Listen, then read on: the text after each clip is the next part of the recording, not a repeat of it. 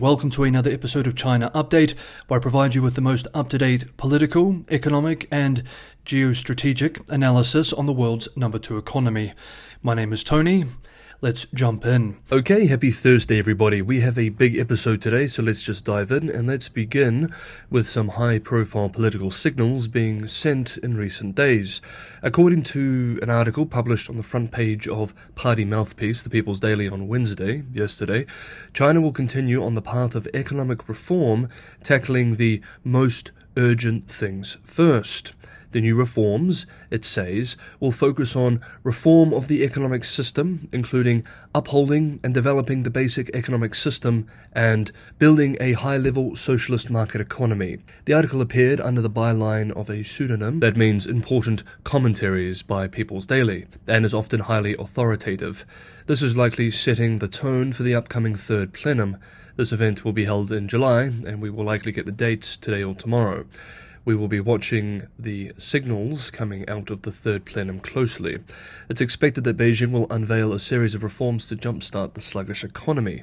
In a Politburo study session in the run-up to the plenum, Xi Jinping said that higher education courses should be adjusted to meet the needs of new industries, underscoring his view that technology is key to China's future. Meanwhile, speaking at the World Economic Forum on Tuesday in the northeastern city of Dalian, Chinese Premier Li Qiang warned of negative consequences for the world if nations part ways economically, while also attacking global criticism that China's industrial policy has led to overcapacity.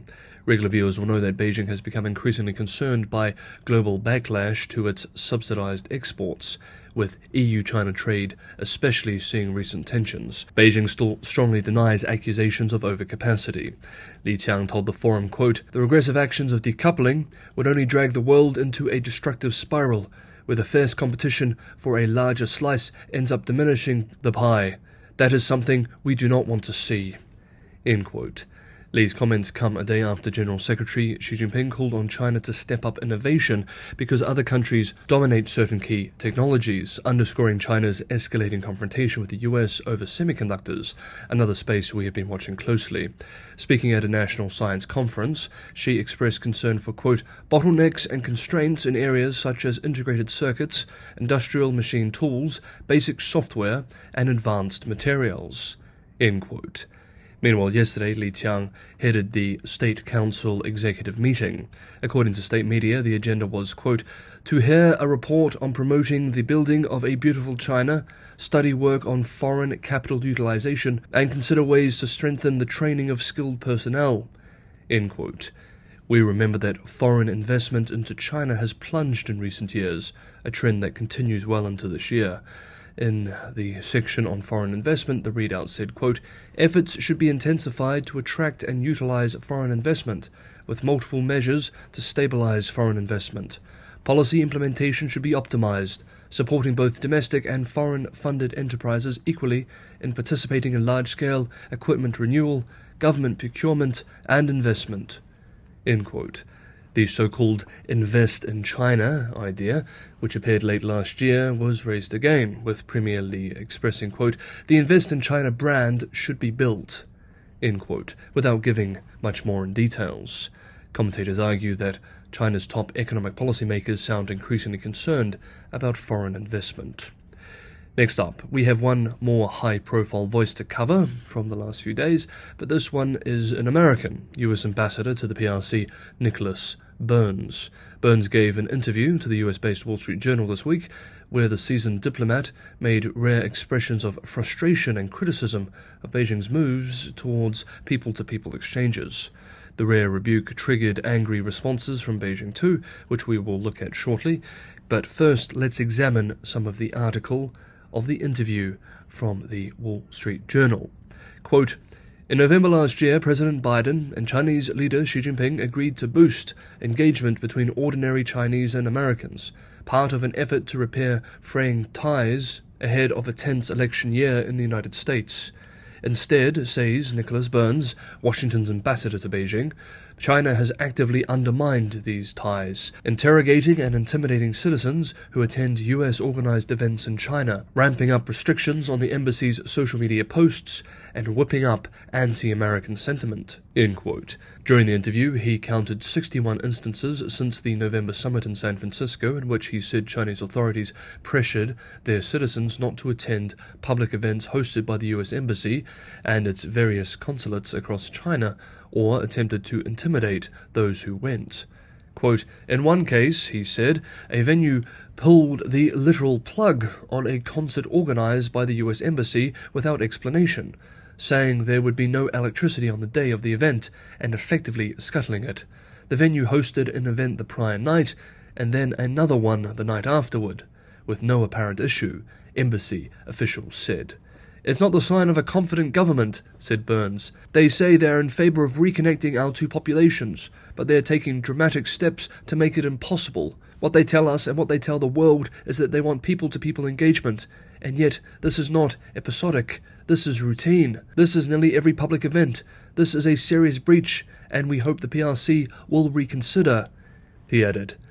The US issued some 105,000 new student visas to Chinese citizens in 2023, the highest since before the pandemic, and is approving them at an even faster pace this year. Burns said they could issue even more if the US Embassy were allowed to hire Chinese employees, who help process the hundreds of thousands of visa applications each year. Burns said China has not granted permission for the US Embassy to hire any Chinese employees for 3 years now, including after the San Francisco summit. That means fewer local workers to handle the growing pile of visa applications. End quote. In the interview, Burns said that he was contending with a rise in anti-Americanism too, which he suggested was stoked, quote, "in part by officials in Beijing," end quote. We remember earlier this month a Chinese man stabbed 4 Iowa college instructors in a city park in the northeast of the country. On the incident, Burns expressed, quote, "I'm not satisfied that we are being given sufficient information as to the motives of the assailant," end quote, adding, quote, "I have been concerned for my 2+ years here about the very aggressive Chinese government efforts to denigrate America, to tell a distorted story about American society, American history, American policy. It happens every day and on all networks available to the government here, and there's a high degree of anti-Americanism online," end quote. Burns said it was difficult to counter the measure, given that the US Embassy's attempts to reach ordinary Chinese people through its accounts on Chinese social media platforms, quote, "have increasingly been stymied by censorship," end quote. Needless to say, Beijing was not too happy with the frankness of Burns in this interview. Yesterday, PRC Foreign Ministry spokesperson Mao Ning said, quote, "Ambassador Burns's remarks do not line up with the facts, deviate from the important consensus reached by the two leaders in their San Francisco summit, and are not in line with the proper way for China and the US to coexist, and are unhelpful to the healthy and stable development of bilateral relations," end quote.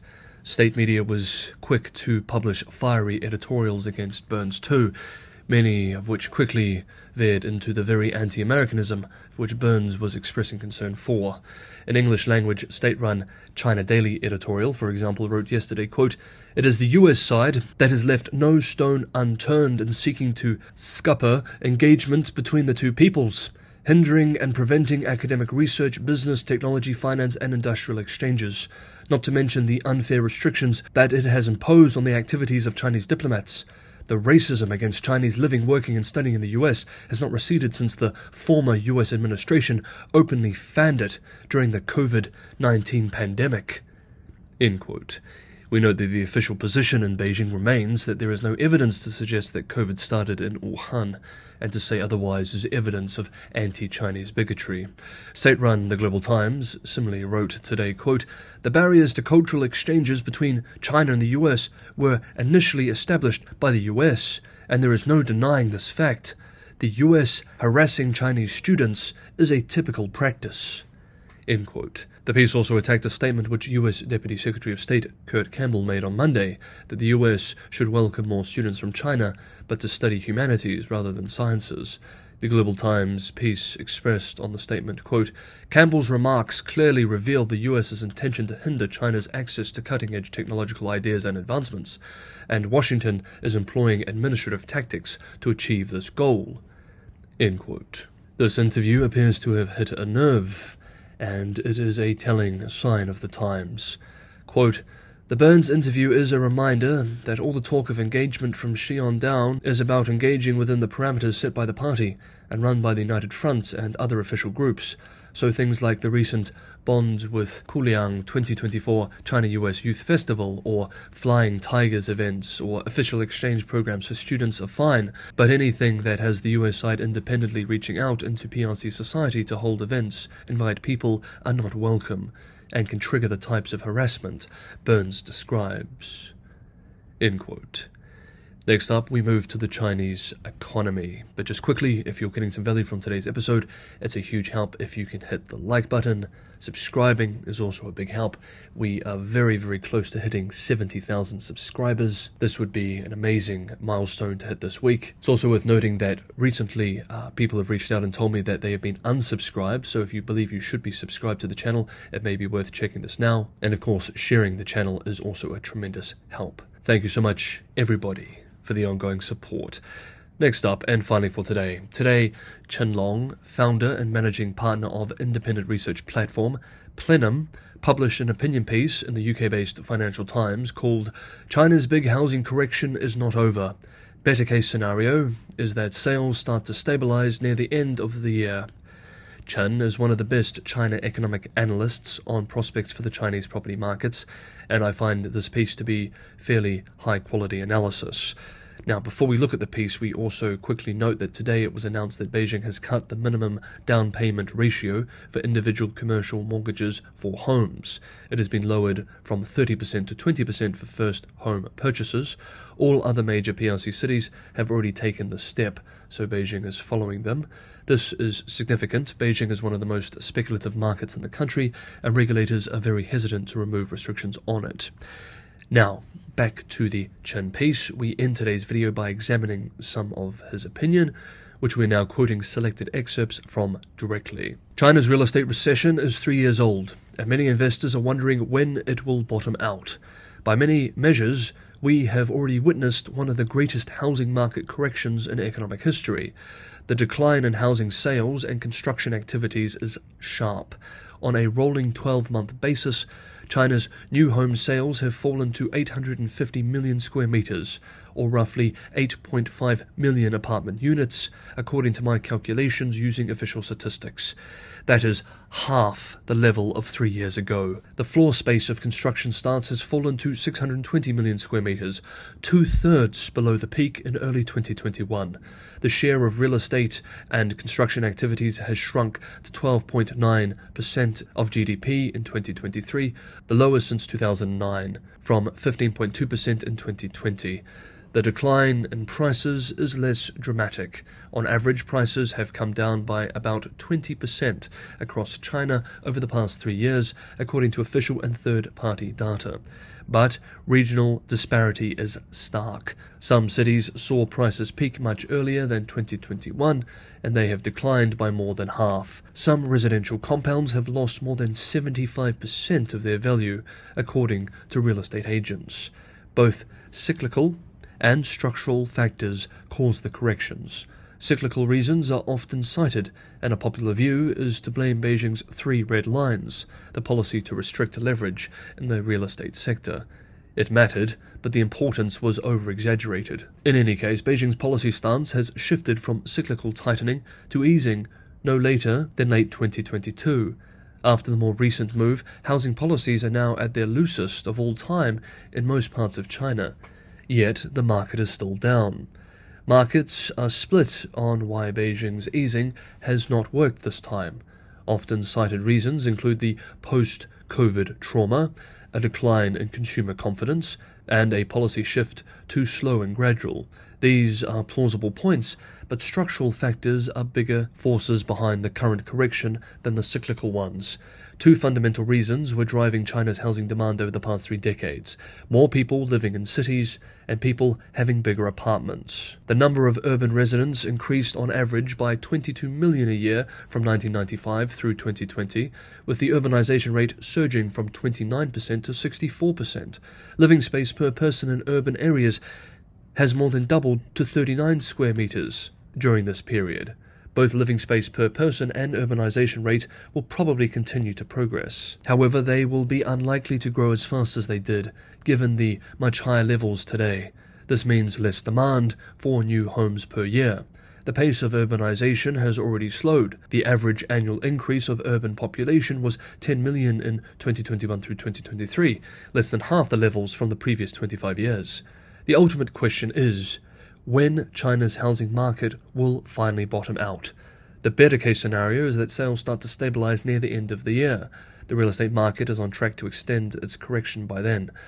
New home sales will probably fall to just 800 million square meters. Construction of new space will probably fall to 500 million square meters annualized, down 75% from its peak. If the housing stabilization happens, the Chinese economy will be on much stronger footing next year. Beijing can even claim victory in the structural transformation of the economy. But none of this is guaranteed, of course, because it is based on the assumption that living space per person and urbanization will continue to grow at a moderate rate. The most bearish case is that the increases will be much less, or even not at all. That means the market will not stabilize by year's end and will continue to search for the bottom in 2025. Here ends the direct quote. We will, of course, continue to follow this incredibly salient space closely. Okay, that is today's episode of China Update. Thank you so much, everybody, for watching. Have a good Thursday, and I will see you all tomorrow.